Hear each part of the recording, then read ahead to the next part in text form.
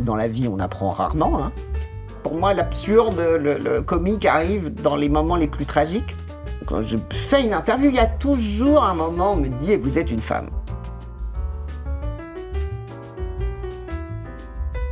Bonjour Anne-Léonie. Bonjour. Vous avez commencé votre carrière comme actrice avant de passer à l'écriture, à la réalisation. Est-ce que vous avez toujours su que vous vouliez faire tout ça ?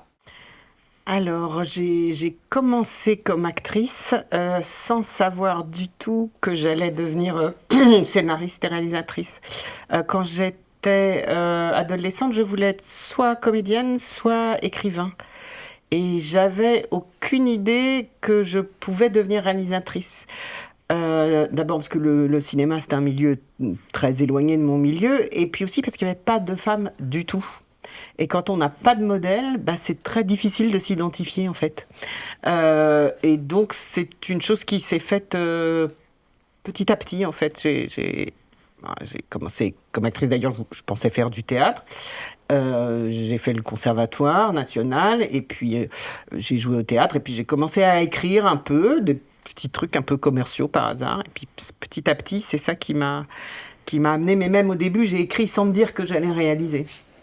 Et donc, est-ce qu'il y a eu un déclic qui a fait que vous êtes passé derrière la caméra, justement, après avoir écrit comme ça ? Le déclic, c'est d'avoir écrit un premier scénario de long métrage qui a été fait par quelqu'un d'autre, et de me voir me mettre la rate au courbouillon en me disant non, mais c'est pas comme ça qu'il faut faire. Non, mais, et je me suis rendu compte que c'était en fait pas possible de lâcher le bébé comme ça, quoi. D'où est-ce que ça vous vient, cette envie, quand vous écrivez des scénarios, d'où vous vient l'inspiration ? Est-ce que vous êtes du genre à puiser dans votre expérience ? Est-ce que vous êtes une grande observatrice ? Comment ça se passe ? Alors, d'où vient l'inspiration ? Le premier mot qui me viendrait, c'est Orson Welles, je crois, qui a dit les bons auteurs s'inspirent des autres, les génies plagient carrément. De partout, en fait. Il y a quelque chose qu'on m'a raconté, ou que j'ai lu, ou que j'ai entendu à la radio, etc., qui va m'intéresser, ça va me rester en tête. Et puis c'est toujours comme si j'avais dans ma tête quelques petites pépites par-ci, par-là, de trucs qui me sont restés. Et il y a un moment où je commence à voir que j'ai plusieurs fils et que je vais pouvoir les entrecroiser. Ensuite, oui, forcément, il y a de moi-même, mais j'essaye que ça se voit. J'essaye d'en mettre le plus possible et que ça se voit le moins possible. Quand j'étais au conservatoire, j'ai eu Michel Bouquet comme professeur, et qui disait, ça m'est resté, qui disait mettez le moins possible de vous-même dans ce que vous jouez, allez le plus possible vers l'auteur, puisque de toute façon, c'est vous qui le jouez, donc de vous, il y en aura toujours trop. Et je l'applique assez à l'écriture, en fait. Comme j'essaye d'être entièrement dans ce que je fais, de moi, il y en a beaucoup. Je ne fais pas de commandes ni de choses que je n'ai pas envie de faire. Mais j'essaye le plus possible d'aller vers l'extérieur, vers les autres personnages, et de prendre d'autres points de vue que le mien. C'est ça qui m'intéresse dans l'écriture aussi.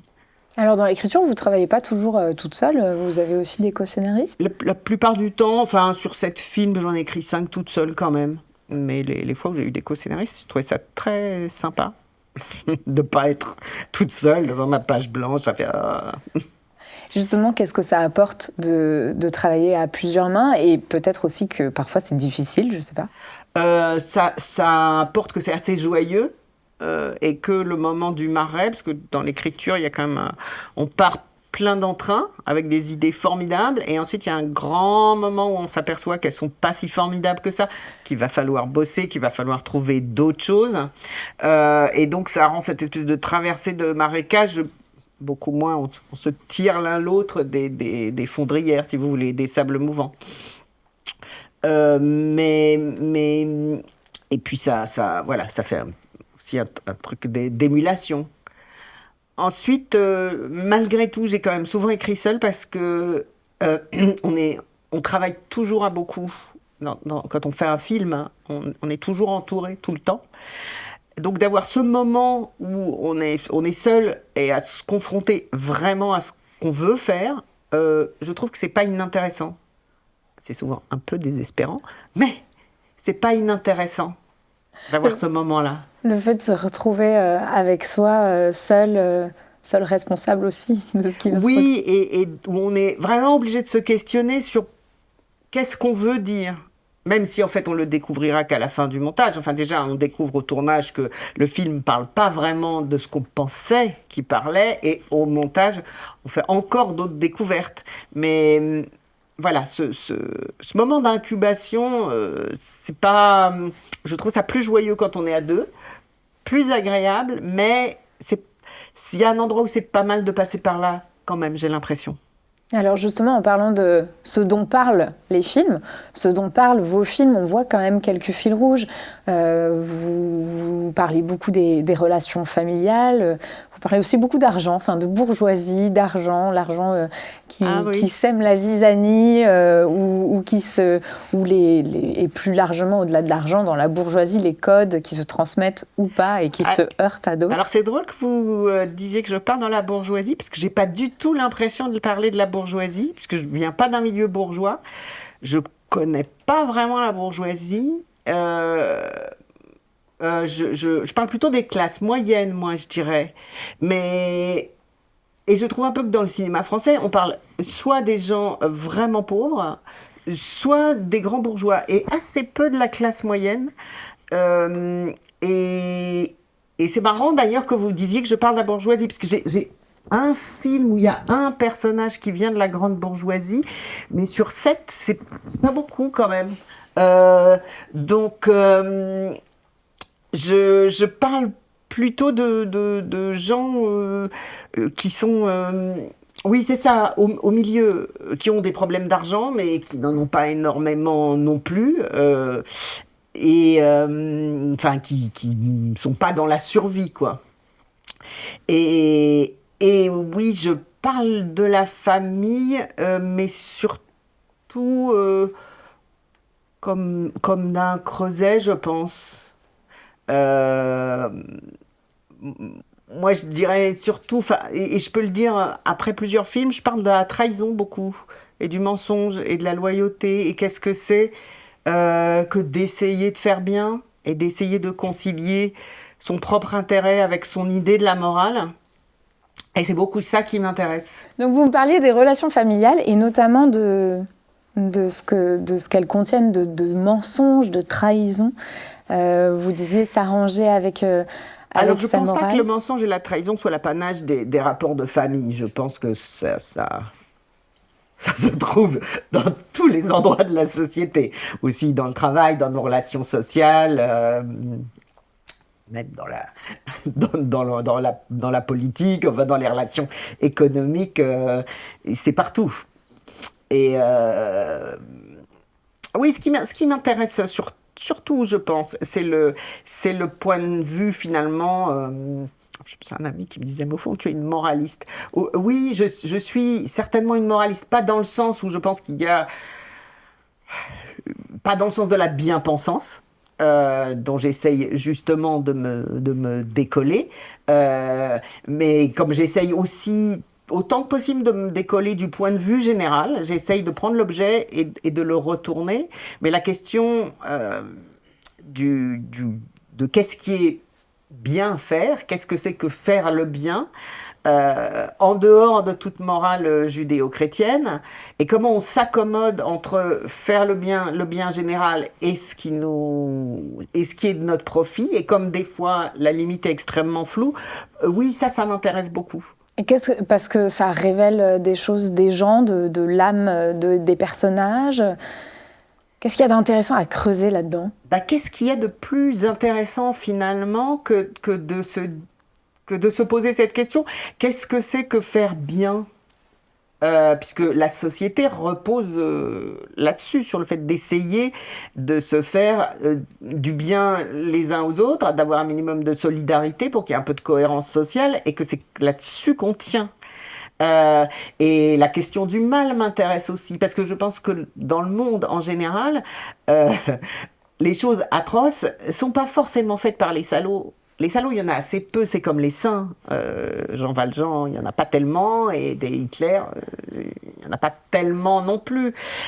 Mais des horreurs sont commises tous les jours. Elles sont pas commises par des monstres, elles sont commises par des gens comme vous et moi. Qu'est-ce qui fait qu'on arrive là? Qu'est-ce qui fait que la somme de petites horreurs qu'on commet tous quotidiennement, hein, je ne parle pas de battre sa femme ou de tuer son enfant, les petites compromissions, les petites lâchetés, les endroits où on lâche, les endroits où on laisse faire, eh ben, c'est peut-être ça qui fait que la société a tellement de mal à tenir ensemble. Donc ça m'intéresse. Alors vous disiez, ça se retrouve partout, pas que dans la famille. Bien sûr. Et puis ça se retrouve aussi dans plein de genres différents. Il y a des compromissions et des lâchetés à la fois dans plutôt un film un peu thriller comme Le Torrent, comme dans vos drames ou vos comédies aussi. Qu'est-ce que ça vous apporte de toucher un peu à tout? Est-ce que là aussi c'est un choix conscient ou est-ce que finalement c'est au fil de l'écriture, vous vous dites... à la fin, ça aboutit plutôt sur un film dans un registre de la comédie ou plutôt vers le thriller? Alors oui, c'est tout à fait un choix conscient si j'ai changé de genre. D'abord parce que moi je suis assez cinéphile, donc je vois bien que les auteurs que j'aime, ils parlent toujours de la même chose. On a un sujet, on n'en a pas deux.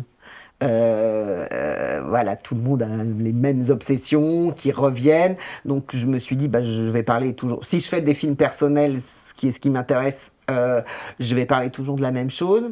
Donc autant changer de registre. Donc c'est vrai que j'ai fait du drame, j'ai fait de la comédie, j'ai fait du thriller, avec quelque chose en même temps, en les mélangeant beaucoup. Mon deuxième film, par exemple, Les Invités de mon père, commençait vraiment comme une comédie et tournait un peu au drame à la fin dans mon premier film, Ceux qui restent. La situation était franchement dramatique. J'ai essayé de mettre de la comédie constamment. Parce que dans la vie, il n'y a pas un genre. Le fait d'être dans un genre pur, j'ai un peu de mal à y croire. Enfin, je ne vois pas la vie comme ça. Pour moi, l'absurde, le comique arrive dans les moments les plus tragiques. Et le dernier film sur lequel je suis en train de travailler, donc après Le Torrent, où j'avais trouvé ça assez amusant de faire un thriller, parce qu'il y a vraiment beaucoup de mécanique à faire, et on a vraiment les mains dans le moteur pour que ça tienne debout, pour que ça s'enchaîne. J'avais trouvé ça plaisant. Et donc, j'ai voulu retravailler un peu sur de la mécanique, parce que aussi, quand on s'attaque à un genre une fois, on a l'impression, quand on finit le film, on a juste commencé à comprendre comment ça marchait. Donc le petit peu d'expérience et de dextérité qu'on a acquise, on a quand même un peu envie de le remettre en œuvre, mais surtout en faisant pas la même chose. Donc là, j'ai fait un film qui parle du mariage, mais en reprenant un petit peu d'éléments de thriller, et je fais un thriller domestique en fait, où la violence, la tension arrive dans cette famille, mais où il y a toujours les machines à faire, les enfants à amener à l'école, et le quotidien qui pèse très lourd. Et ça m'intéresse beaucoup ici, moi, de mélanger des choses qui, a priori, sont pas très conciliables quand on fait les genres, enfin quand on rentre dans le genre de manière pure. On est censé tenir une ligne. Moi, ça m'intéresse d'aller voir, si je le tire un peu ailleurs, qu'est-ce qui se passe. Et alors justement, est-ce qu'il y a des genres, sans faire un 100%, sans faire un film 100% comme ça, des genres que vous n'avez pas encore approchés et qui pourraient... oui, certainement. J'aimerais bien faire un film avec des astronautes. Ça a peu de chances de m'arriver, mais j'adore les vaisseaux spatiaux. Moi, j'aime bien la SF aussi, des choses comme ça. Mais c'est peu probable que j'ai à faire ça un jour. Par contre, j'aimerais bien quand même faire un film d'époque, ça c'est sûr. Qui sont voilà, des films qui ont faut un peu plus de budget, c'est un peu plus compliqué à faire. Quand vous dites j'ai envie de faire un film d'époque, en général, les producteurs font pas chouette, il faut un peu... Voilà, j'aimerais bien faire ça. Oui, j'allais vous dire, c'est plus dur à financer les films d'époque. Bah oui, c'est ça. Ouais. Je voulais parler avec vous aussi, évidemment, de votre rapport aux comédiens. Quand vous écrivez, est-ce que vous en avez en tête, généralement, quand vous élaborez vos personnages, ou est-ce que c'est après, au moment... J'écris pas en pensant aux acteurs. Presque jamais, sauf quand je joue dans mes films, parce que je sais que je vais être libre pour le faire. Mais non, très rarement, parce que je ne sais jamais s'ils seront libres. Je ne sais jamais s'ils vont accepter, si ça leur plaira. Donc, j'ai pas envie de coller mon imaginaire sur quelqu'un qui finalement sera pas là. Et puis, j'ai aussi un truc assez fataliste. Alors, je pourrais pas travailler avec un acteur que j'aime pas ou que j'admire pas.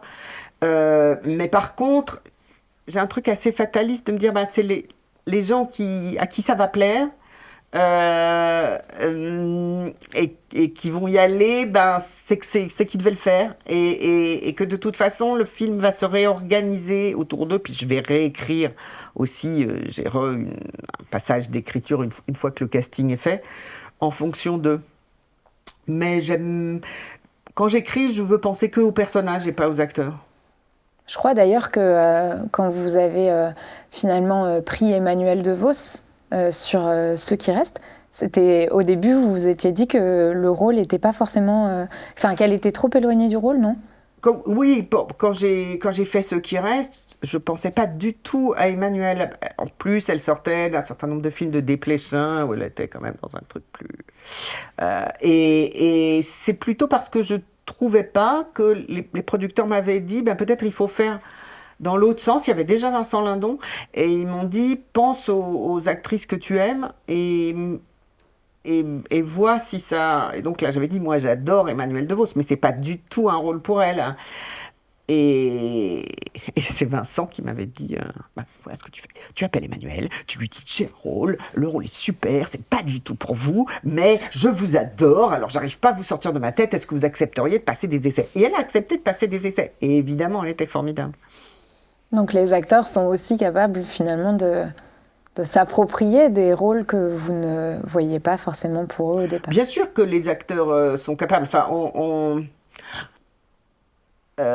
enfin, les réalisateurs ont souvent moins d'imagination que les acteurs par rapport à ça. On a tendance à voir les acteurs un peu dans ce qu'ils ont fait avant. Les acteurs, c'est leur métier de se projeter dans quelque chose qu'ils ne sont pas du tout. Et quand ils font bien leur métier, il y en a quand même beaucoup qui font bien leur métier, ils ont évidemment cette capacité-là, plus que les autres, beaucoup plus que les autres. Pourquoi c'est important pour vous de travailler avec des gens que vous aimez, que vous admirez?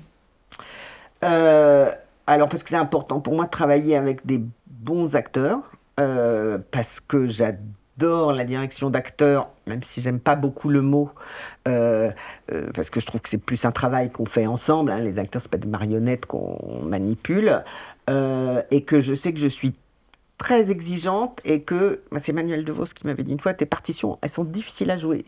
Et c'est vrai, je sais, parce que je demande beaucoup de changements d'humeur et de trucs dans ce que j'écris.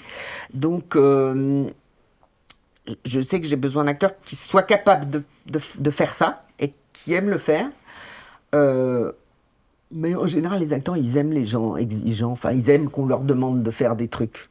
Je connais pas d'acteur plus déprimé que quand on lui dit que c'est bien à chaque prise, quoi. Enfin, quand on vous dit ça, ça veut juste dire qu'on vous a pas regardé. Et donc, j'ai besoin, pour qu'un acteur puisse jouer bien, il faut qu'il se sente aimé et désiré, parce que c'est ça qui lui met le filet de sécurité, qui va tenter des choses, qui va essayer des trucs. Même, il faut pas, pour arriver à une grande interprétation, c'est-à-dire faut sortir des sentiers battus, faut pas avoir peur d'être mauvais, de tenter des trucs qui vont rater. Et pour tenter des trucs qui vont rater, il faut se sentir en confiance, il faut se dire qu'on est regardé par quelqu'un qui va pas garder les trucs qui ont raté, qui vous laisse vous aventurer un peu sur la crête, où là on peut trouver des trucs extraordinaires, mais où on peut aussi faire des trucs pas bien. Et si on est en face de quelqu'un dont le regard est pas bienveillant et avec beaucoup d'acuité, bah, on prend pas ce risque-là. Donc, voilà, il faut que l'acteur se sente aimé et regardé à chaque seconde, quoi.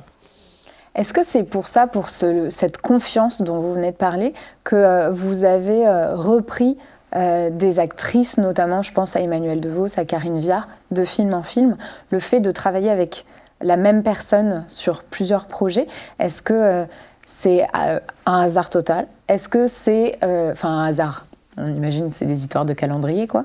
Ou est-ce que c'est voilà, aussi un moyen de développer ce lien de confiance et de leur permettre à elles aussi d'oser?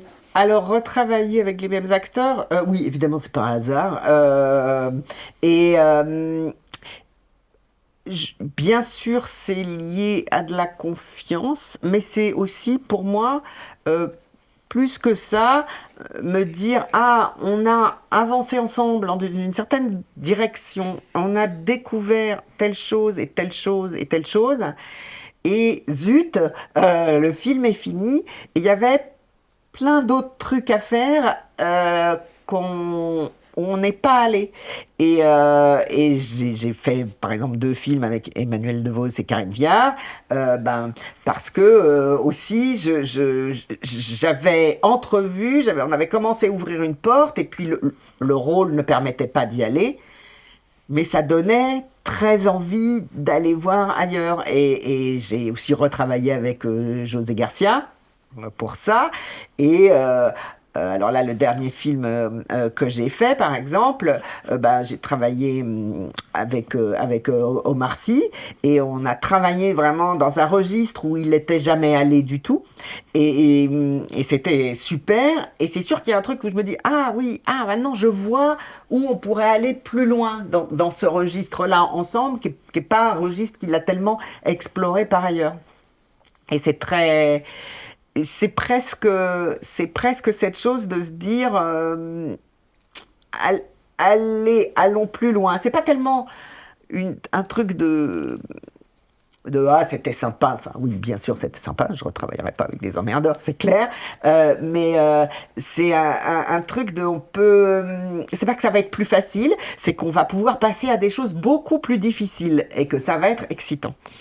Finalement, ça me rappelle ce que vous disiez sur le processus d'écriture et de tournage sur des nouveaux genres, où vous disiez c'est à la fin de ce film-là qu'on a compris, on a l'impression à ce moment-là d'être arrivé à comprendre comment ça marche, et on a envie de Oui, recommencer. bien sûr, et ce qui est intéressant, c'est toujours moi, je dis souvent à mes acteurs, ça me fait rigoler s'ils se fichent de moi un peu de ça, quand c'est bien, quand on arrive à la prise qui est bien, c'est pas la fin du travail, c'est le début du travail.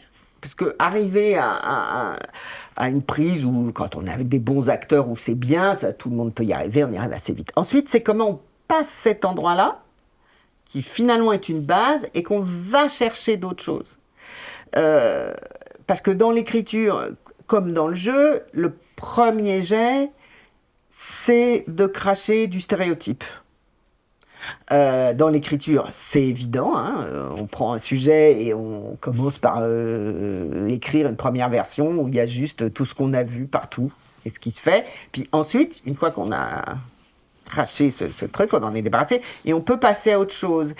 Et dans le jeu, c'est pareil. Vous verrez, quand on regarde à la télé ou des fois dans des séries, le jeu des acteurs, c'est des photocopies de photocopies. C'est-à-dire, ils jouent ce qu'ils ont vu faire. Un acteur a inventé une manière, je dis n'importe quoi, allez, en 92, Al Pacino a inventé une manière de jouer, puis ensuite ça a été décliné de manière à l'encre à de plus en plus pâlie, et on arrive à du stéréotype de jeu. Alors c'est des stéréotypes de jeu naturalistes, mais qui sont tout autant des stéréotypes que si vous regardez de la commedia dell'arte avec les figures imposées. C'est pareil, quoi. Personne n'invente. Donc, une fois qu'on a posé des bases qui sont un peu des bases de naturalisme dans le jeu, clac, on peut essayer d'aller chercher d'autres choses. Et c'est à partir de ce moment-là que le travail devient intéressant. Avant, on a fait le minimum syndical, qui est que ça soit juste et que ça soit un peu vivant, mais c'est ensuite que ça se joue. Quand vous parlez de ce travail-là, on a donc l'impression que, alors vous n'aimez pas trop le terme, mais dans votre direction d'acteur, du coup vous êtes quelqu'un qui fait beaucoup de prises, qui laisse le temps sur les tournages. Ça dépend. J'aime bien avoir du temps, oui. Alors, pas forcément pour faire beaucoup de prises, parce que aussi dans la répétition, quand on discute, quand on voit. Mais c'est un truc qui est délicat à gérer sur un tournage. Parce que de toute façon, beaucoup de choses vont sortir très bien aux premières prises. Et puis ensuite, il y a un moment où ça va se mécaniser. Et puis ensuite, il faudrait retourner en faire beaucoup, beaucoup, beaucoup pour que ça ne se mécanise pas. Donc finalement, on a une fenêtre de tir qui est pas si énorme. C'est pas, vous n'allez pas avoir quelque chose à la 15e prise. À la 15e prise, vous allez juste avoir épuisé votre acteur. Alors les gens qui détestent les acteurs les épuisent et leur font faire énormément de prises jusqu'à ce que les acteurs sachent plus ce qu'ils font ni ce qu'ils disent et on peut rechoper peut-être quelque chose vers la 25e. Mais c'est considérer l'acteur comme un animal de trait et pas comme un partenaire. Moi j'essaye de rester dans cet endroit où on a encore... la fraîcheur de découvrir les choses en jouant et en même temps la capacité technique d'aller chercher d'autres choses un peu différentes, mais ça se joue pas sur un temps si long. La fenêtre, elle est pas infinie. Donc elle est différente pour chacun. Et donc ça aussi, c'est un travail d'adaptation. Bien sûr, c'est normal. Il y a des gens qui sont plus des sprinteurs, d'autres qui sont plus des coureurs de fond. Ben voilà, faut s'adapter. Alors vous avez mentionné plusieurs fois la réécriture. Vous disiez, on réécrit aussi après le casting, par exemple. Et au moment du tournage, est-ce que ça vous arrive aussi de continuer de changer des choses, de réécrire des passages ? Ah oui, je change toujours des choses au scénario pendant le tournage parce que il y a ce qu'on s'est imaginé dans son bureau, devant son ordinateur. Ensuite, on est à l'épreuve du réel. Et je sais par exemple que je vais couper des choses souvent parce que un regard va le dire beaucoup plus qu'une ligne. Il y avait un moment, une étape du travail où c'était bien d'avoir la réplique, ne serait-ce que aussi pour aider l'acteur à se dire ce qu'il a à jouer et dans quel état psychologique il est à ce moment-là, mais si on peut éviter de le dire, c'est bien. Et puis, je m'aperçois aussi des fois, dans une scène, il manque quelque chose, il manque une marche psychologique pour passer de tel état à tel autre. On adapte tout le temps. Est-ce qu'il y a une étape dans la création d'un film qui est très longue, hein, entre voilà, l'écriture, le tournage, puis la post-production? Est-ce qu'il y a une étape que vous préférez et une, à l'inverse, par laquelle vous êtes obligé de passer, mais ce n'est pas forcément ce que vous préférez? Alors, dire qu'il y a une étape dans la fabrication d'un film qui serait que je préférerais, c'est un peu difficile parce qu'en fait, moi, ce que je trouve qui fait que ce métier est juste le meilleur métier du monde, c'est que tout est intéressant, quoi. Tout est passionnant et j'adore tout. Alors je sais par exemple, il y a des réalisateurs qui n'aiment pas le tournage, qui aiment le montage ou qui... moi, j'adore écrire, même si je trouve ça très ingrat. 90% du temps, c'est très ingrat et on est consterné par ce qu'on relit. Mais de temps en temps, on a des espèces de moments d'adrénaline absolue où il y a une scène qui se met à rouler, quoi. Puis les idées viennent, puis ça se déplie, donc ces moments-là qui sont rarissimes font qu'on oublie tous les autres où c'est horrible, fixé sur son ordinateur. La prépa, bon, c'est peut-être un peu ce que j'aime le moins quand il faut faire des kilomètres pour trouver un décor, etc. Mais en même temps, il y a d'autres moments qui sont super parce qu'on n'est qu'avec son équipe technique et on regarde les lieux, comment tout se construit, etc. Et on commence à réfléchir au découpage, à tout ça. Et on est très bien avec sa script, son chef Fob, sa première assistante, et à se dire oui, on va faire comme ça, puis on passera bien. Voilà. Et on se dit, mais on va vraiment voir des acteurs à un moment, oh, ça va être chiant, parce que là, on était bien entre nous. Ensuite, le tournage, j'adore, parce que j'adore travailler avec les acteurs, puis j'adore cette entouré par l'équipe. Il y a un truc, on est très porté aussi par tous les gens qui vous entourent. Et puis, il y a un petit côté, voilà, on est sous la pluie à 2 heures du matin. Et voilà, il faut finir la scène. J'aime bien cette pression-là. On est vraiment dans l'action. Et puis, le montage, voilà, c'est super. On repasse à une phase de réflexion. Le montage son, c'est merveilleux parce qu'on ne fait plus qu'embellir. Et puis, on découvre plein de petites choses qui... Le mixage aussi, en fait, je pense qu'il y a peu de métiers qui sont aussi... qui permettent d'utiliser son cerveau dans des manières aussi diverses. Et en passant aussi par des phases où on est vraiment totalement dans l'action et d'autres où on est vraiment devant sa cheminée, à pas sortir de chez soi. C'est incroyablement complet. Vous parliez au début de votre frustration quand vous avez écrit des scénarios qui ont été réalisés par d'autres, où vous aviez imaginé quelque chose de totalement différent. Là, comme vous avez la main de bout en bout sur votre film, est-ce que c'est une pure libération ou est-ce que c'est une petite pression quand même aussi ? C'est une pure libération. Et comme actrice aussi, c'est une pure libération. Avant de réaliser, alors je faisais surtout du théâtre et je me mettais la rate au courbouillon en me disant mais pourquoi ils font ça comme ça ? Non mais là ça va pas, c'est que ça va. Depuis que je réalise, je suis devenue beaucoup plus détendue et souple et obéissante comme actrice parce que je sais ce que c'est et parce que j'ai pas cette frustration là. Et j'avais évidemment très peur en commençant parce que je vous dis aussi, il n'y avait pas de... Enfin, j'avais tellement peu d'exemples, enfin,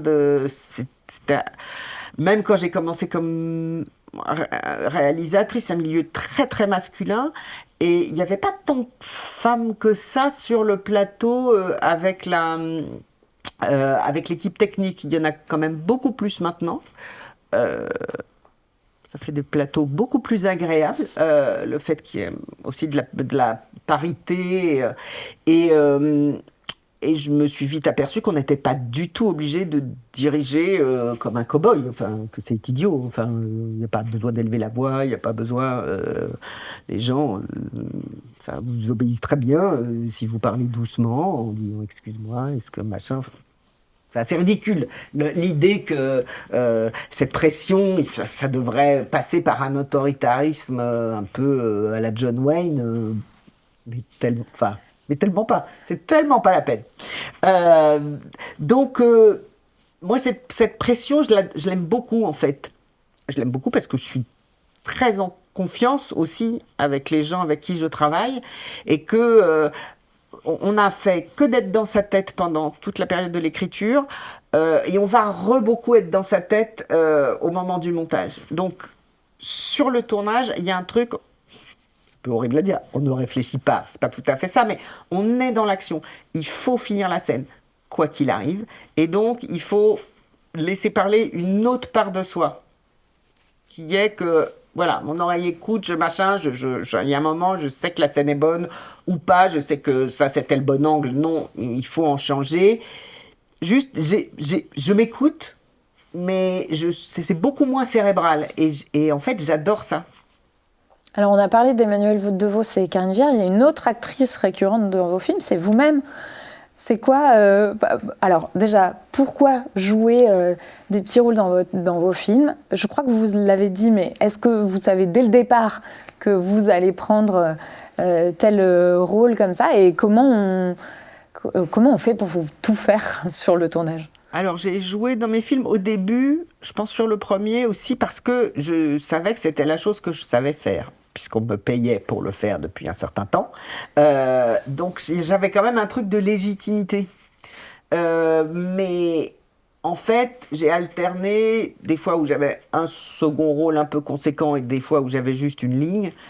Et je me suis aperçu que j'adore toujours faire l'actrice, mais dans les films des autres, dans les miens, j'aime pas tellement. Et dans le dernier, j'ai pas joué. Et c'était une libération absolue. Parce que c'est du travail en plus. Parce que ça mobilise pas le même type d'énergie et que moi, j'ai du mal à passer dans un truc où je suis dans le regard et un truc où je dois moi-même y aller. Euh, c'est oui, c'est pas tant le travail en plus que voilà cette chose-là de passer d'une énergie à l'autre. J'ai du mal à juste appuyer sur l'interrupteur.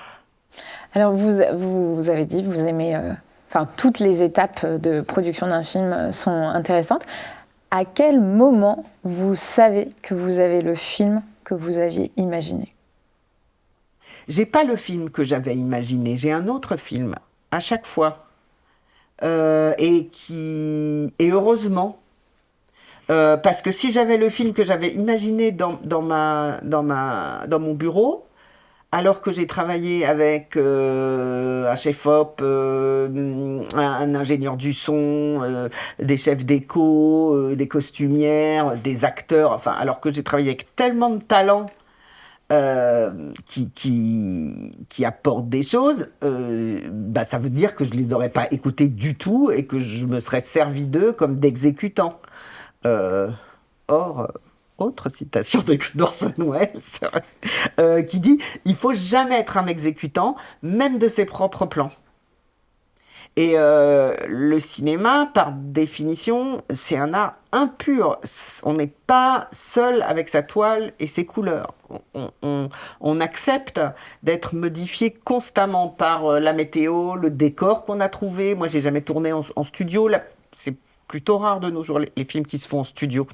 On n'a plus assez d'argent pour ça, donc on tourne en décor naturel. Donc on doit s'adapter à ça, à aux acteurs, aux chiens, aux chats, aux gamins, aux propositions que vont vous faire vos collaborateurs. Et, moi, j'essaye, alors j'espère que j'arrive à ça, d'être quelqu'un qui a écrit rouge et à qui on peut venir dire, regarde, je te propose du bleu et je pense que ça sert mieux ton propos.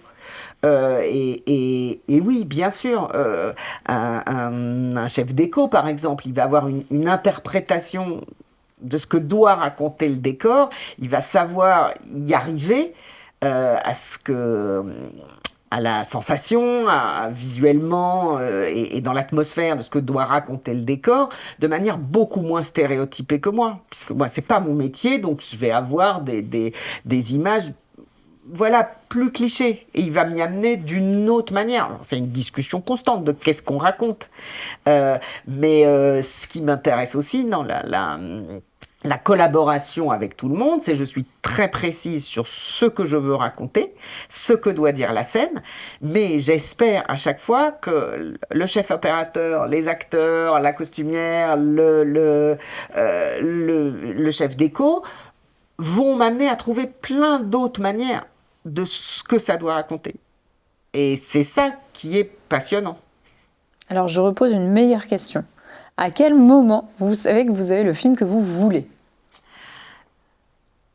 Alors, à quel moment je sais que j'ai le film que je veux? En fait, c'est une question que je me pose jamais. Parce que quand on tourne, à un moment, j'ai un truc et c'est beaucoup à l'oreille en fait, où je dis voilà, ça y est, ça c'est la bonne prise, c'est bon. Et quand on monte, il y a un moment voilà, où je me dis voilà, ça y est, là, mais c'est presque un truc de sensation très que je peux pas forcément expliquer. Et c'est assez c'est par plein de petits bouts. C'est comme si la vision d'ensemble, j'attendais la fin du montage pour le savoir. Mais quand est-ce que j'ai le film que je veux, ça, bah, à la fin du mixage, quoi. Enfin, à la dernière minute du dernier jour de travail. Et ensuite, tout le temps, c'est quelque chose, c'est un équilibre comme ça, très mouvant, qui bouge, qui fait que les choses se font petit à petit et qu'à la fin... Mais pour moi, le travail n'est jamais quelque chose de fermé, et même le film fini n'est pas un objet fermé. Euh, et c'était drôle, parce que là, je présidais un petit jeu d'un petit festival de court-métrage, et puis donc je présente en ouverture mon dernier film, Le Torrent, que j'ai complètement oublié, puisque je suis à fond dans le suivant. Et donc, je dis, oui, alors c'est un thriller, ça parle de relations père-fille, etc. Puis il y a quelqu'un qui vient me voir, qui me dit, non, mais j'ai beaucoup aimé le film. Enfin, ça parle pas du tout de ça. Ça parle du mensonge, du machin. J'ai dit, ah oui, oui, vous avez raison aussi. C'est pour ça que j'aime bien qu'on me dise, mais non, vous dites que votre film, il parle de ça, mais pour moi, il parlait tout à fait d'autre chose. Je dis, mais très bien, d'accord, vous avez raison. C'est vous qui avez raison. Enfin, prenez le truc que vous voulez dedans. Parce que c'est pas un objet clos. Et moi, j'essaye toujours de faire des films où les gens repartent pas, vous savez, avec leur petit paquet cadeau, ce que j'ai appris de la vie, ce que les personnages ont appris de la vie. D'abord parce que dans la vie, on apprend rarement, hein. Dans les films, souvent, on apprend en ayant appris, on sort en ayant appris un vrai truc sur soi-même. Moi, dans la vie, je suis toujours aussi con que j'étais à 20 ans. J'ai vraiment pas appris grand-chose. Et autour de moi, je vois pas les gens deviennent pas plus sages et plus posés en vieillissant. Regardez toutes les guerres en ce moment, elles sont toutes faites par des mecs de 60 ans passés. Hein. Si la vie devait rendre sage et pacifique et zen et meilleure, ça se saurait.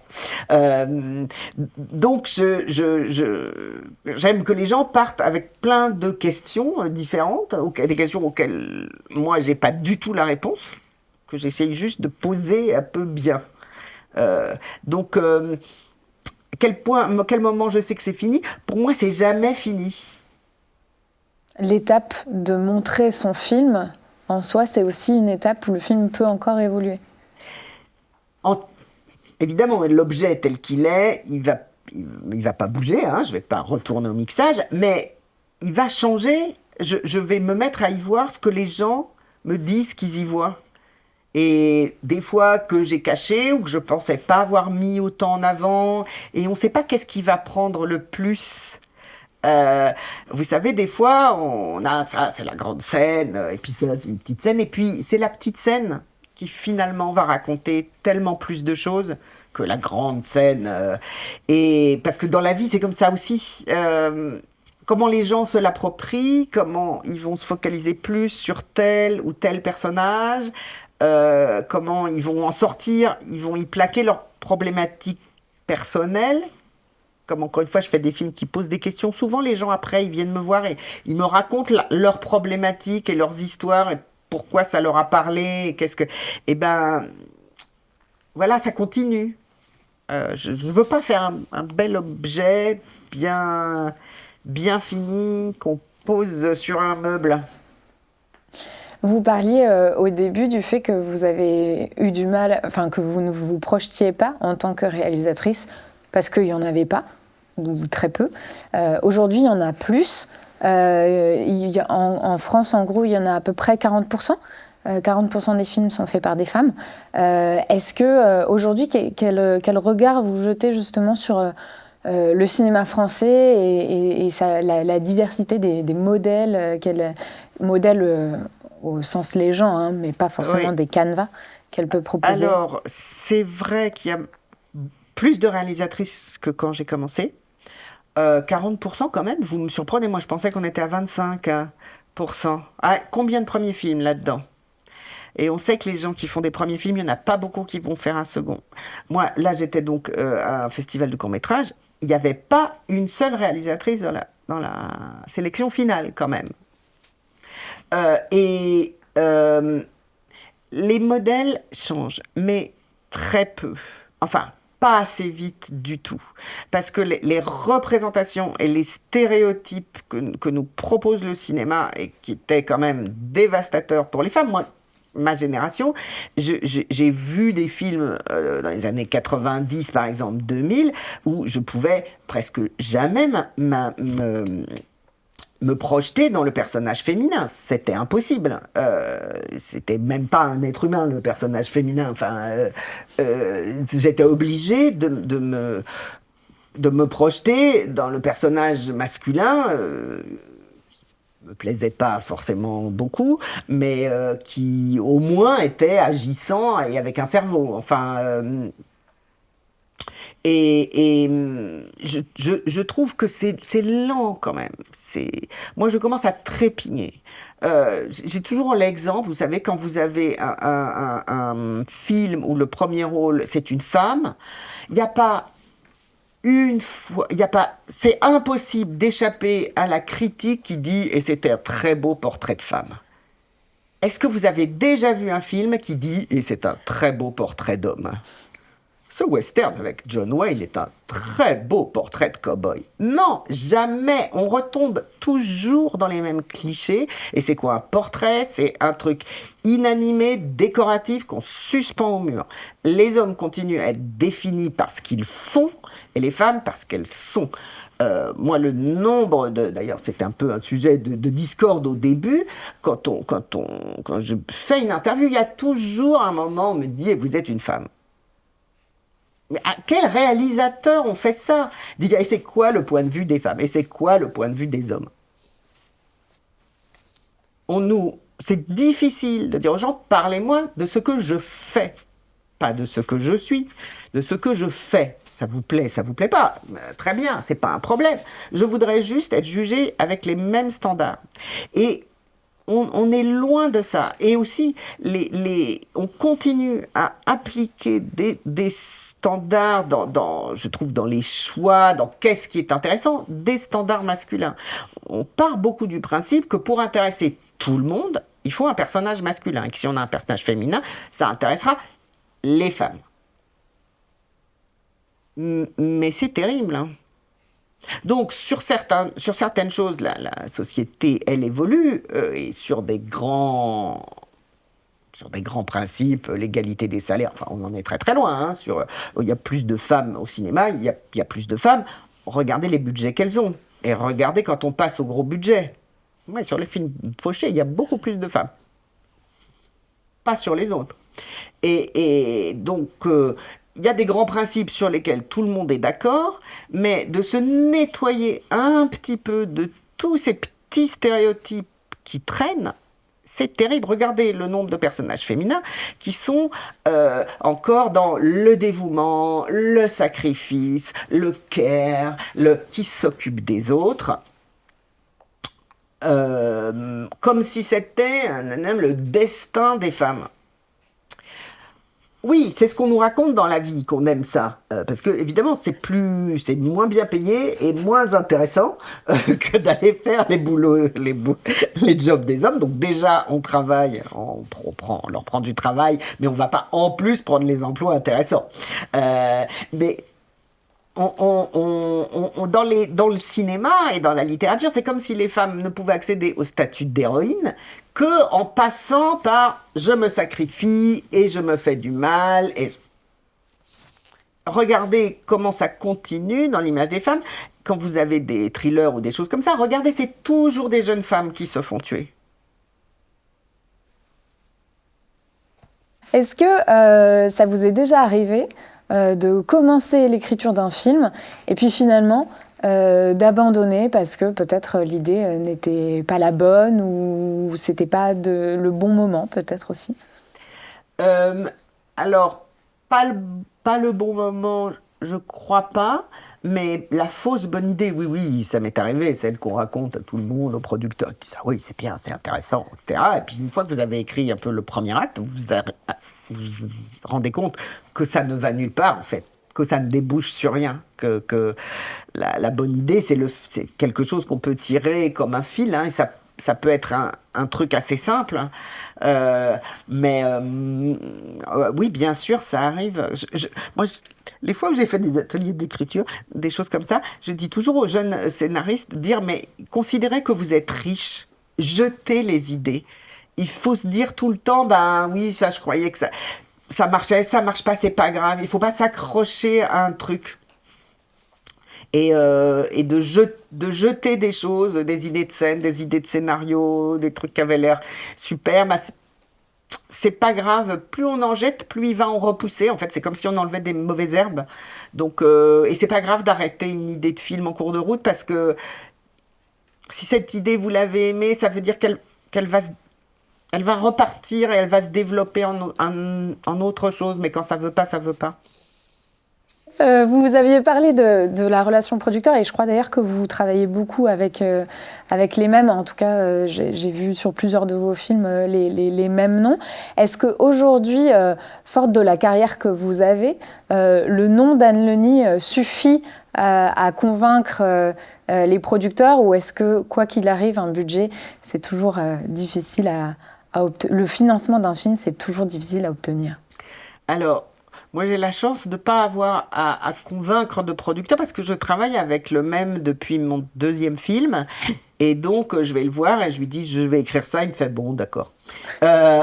Mais ensuite, l'argent pour faire le film, pour boucler le budget du film, il faut qu'il aille chercher de l'argent. Alors, j'ai eu la chance d'avoir quand même des partenaires, des chaînes... des distributeurs qui peuvent être fidèles. Mais bien sûr, c'est quand même une bataille à chaque fois de boucler le budget. Ça l'est plus. Enfin, moi, je suis dans les fameux films du milieu, hein, ceux où ça a fait un peu... donc, il y a toujours un truc, on se dit, est-ce que le film va se faire? Il y a toujours cette peur que le film ne se fasse pas, qu'on n'arrive pas à avoir assez d'argent. Et puis, finalement... Moi, j'ai eu de la chance, je l'ai toujours fait avec jamais le budget. Jamais le budget qu'il aurait fallu. Mais ça, je crois que c'est l'histoire de tout le monde. Il vous manque toujours quelques jours, quelques machins, etc. Mais c'est le jeu. Merci beaucoup, Anne Lenny.